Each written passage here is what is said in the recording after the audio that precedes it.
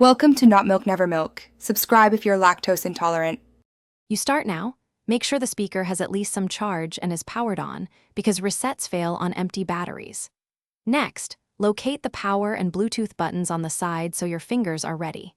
If the speaker is currently paired to a phone, disconnect or forget the device in your phone's Bluetooth settings. This avoids automatic reconnection during the reset.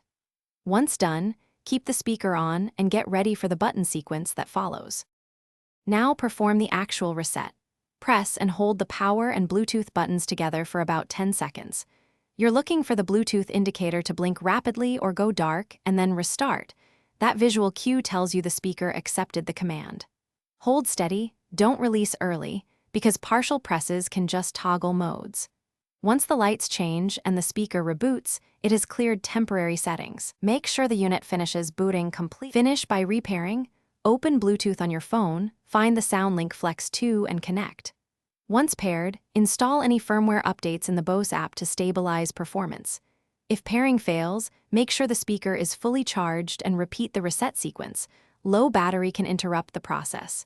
If repeated attempts fail, restart your phone and try another device. As a last troubleshooting tip, a full charge plus a second reset usually resolves stubborn issues before contacting.